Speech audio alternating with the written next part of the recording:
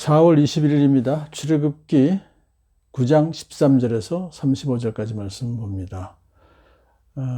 모세를 통해서 하나님께서 바로에게 말씀하십니다. 주 하나님이 나의 백성을 보내어라. 그들이 나에게 예배드리게 하라 하고 말씀하신다. 내가 나의 온갖 재앙을 내려서 온 세상에 나와 같은 신이 없다는 것을 너희에게 알리겠다.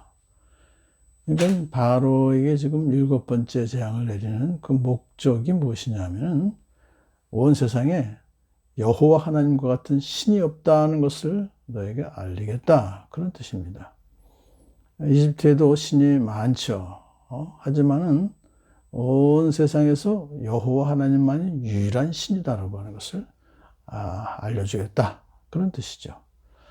여호와 하나님만이 모든 신들 위에 뛰어나신 분이시며 만유의 주제로서 역사를 이끌어 가시는 분이다 하는 것을 알려주시겠다는 거죠. 자, 이제 하나님 말씀이 계속됩니다. 내가 무서운 질병으로 너와 너의 백성들을 쳤다면 너는 이미 세상에서 사라졌을 것이다. 아직 그렇게 안 하셨다는 얘기죠. 그러니까 만약에 무서운 질병, 전염병으로 너와 너의 백성을 쳤다면 너 이미 다 죽은 목숨이다. 그렇지만 내가 아직 너를 살려둔 이유는 뭐냐면 너에게 나의 능력을 보여서 온 세상에 나의 이름을 널리 알리려고 내가 너를 남겨둔 것이다. 당대의 이집트 왕이라고 하면은 모든 나라에서 다 잘 알는 막강한 권력자죠. 그러니까 바로 그런 막강한 통치자에게 하나님의 능력을 보여주어서 온 세상 사람들이 그 바로와 같은 막강한 통치자를 이기는 거 보면 여호와 하나님이 대단하구나. 여호와의 이름을 널리 알리려고 내가 너를 남겨두는 것이다. 그러니까 하나님께서는 이집트에 어떤 재앙을 내리시느냐, 사실 거기 자체에 대한 역점을 두신 것이 아니라 그것을 통해서 하나님의 이름을 알리시고자, 그 하나님의 이름을 알리시고자 하면 결국은 이 여호와 하나님의 백성인 이스라엘 백성을 구원하는 그것이 바로 궁극적인 목표가 되는 것입니다. 자, 그런 또한 이 말씀의 내용은 뭐냐면 아직도 너를 살려두었다라고 하는 것은 회개할 기회를 아직도 너에게 준다는 은혜의 그런 뜻도 그 안에 들어 있습니다. 그런데도 너는 아직도 교만한 마음을 버리지 못하고 내 백성을 내버리지 않으므로 내일 큰 우박을 내릴 것이다. 그처럼 큰 우박은 이제까지 한 번도 내린 적이 없다. 이집트 땅은 건조한 지역이기 때문에 비가 거의 오지 않습니다. 그러므로 습한 지역에서 나는 그 우박은 사실 불가능한 것이죠. 그렇지만 아주 드물게 일어날 수도 있습니다. 더군다나 우박만이 아니라 강력한 자연현상인 천둥소리, 번개, 벼락 이런 거를 동반하는 경우는 거의 불가능하죠. 그러니까 이집트 사람들에게 있어서 이러한 현상이라고 하는 것은 너무나 공포스러운 그런 현상일 수밖에 없는 것입니다. 자, 이렇게 이제 말씀하신 후에 하나님께서는 피할 길을 또 주십니다. 이제 너는 사람을 보내어 너의 가축과 들에 있는 모든 것을 안전한 곳 집 안으로 대피시켜라. 들에 남아있는 사람이나 짐승은 모두 쏟아지는 우박에 맞아 죽을 것이다. 하지만 집 안에 들어있으면 산다는 거예요. 이것은 피할 길을 바로에게 알려주시고 또 사람들에게 알려주심으로 구원받을 수 있는 그 길을 선택할 수 있도록 해주신 거죠.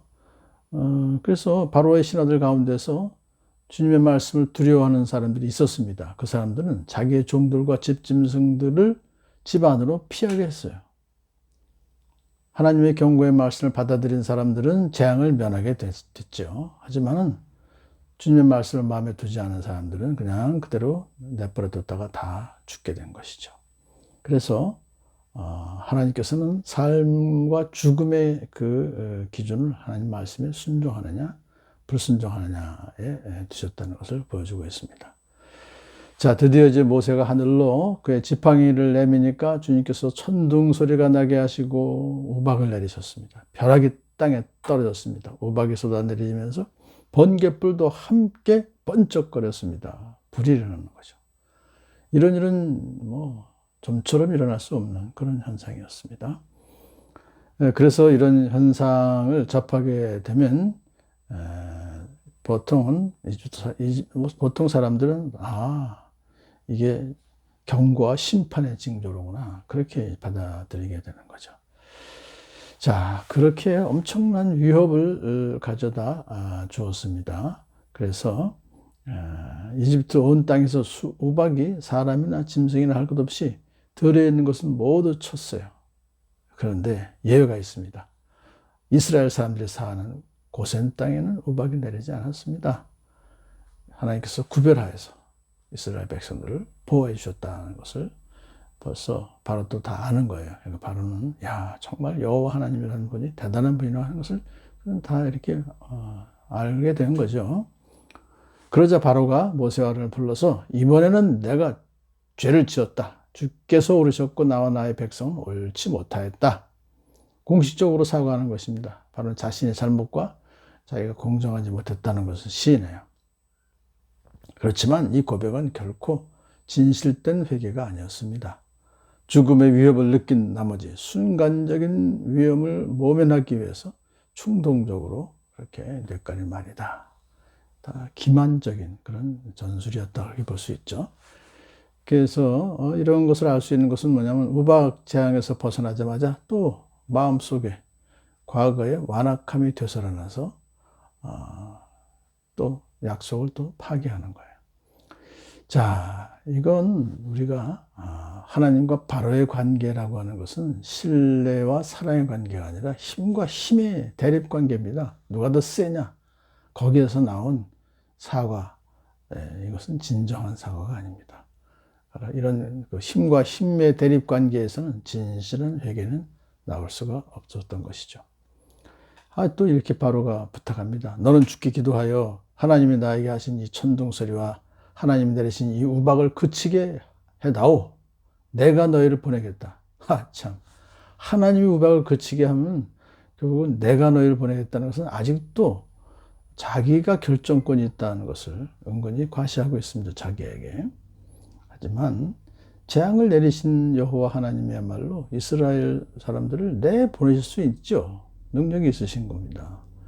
그러니까 하나님의 후원 사역은 본질상 바로의 결정이 아니라 하나님의 결정이다 하는 것을 여기서 우리는 볼 수가 있습니다. 모세가 이제 바로에게 말합니다. 내가 주님께 기도하면 천둥 소리가 그치고 우박이 그칠 것입니다. 이것은 온 세상이 우리 주님의 것임을 임금님께 가르치려는 것입니다. 어디까지나 이 재앙의 목적은 결국은 모든 신들 위에 뛰어나신 여호와 하나님을 알리려는 것이기 때문에 바로 또 이렇게 이것을 얘기하는 것이죠. 이 세상의 통치권이 당신 이집트 왕에게 있는 것이 아니라 바로 여호와 하나님께 있습니다 하는 것을 알려주는 것이죠. 그래도 이렇게 얘기해도 바로와 신하들은 주 하나님을 두려워하지 않습니다. 비와 우박과 천둥 소리가 그친 것을 보고서 또다시 죄를 짓습니다. 이스라엘 백성들을 내보내지 않습니다. 그러나 이것은 어디까지나 주님께서 이미 모세에게 말씀하신 대로 되어지고 있는 것입니다. 하나님의 그 재앙을 내리신 목적을 오늘 다시 한번 우리가 되새겨 봅니다. 이것은 하나님만이, 여호와 하나님만이 유일하신 하나님이시고 또 하나님의 백성들을 구원하시기 위해서 그러한 재앙을 심판을 하신다는 것을 다시 한번 감사하는 저와 여러분 되기를 축복합니다.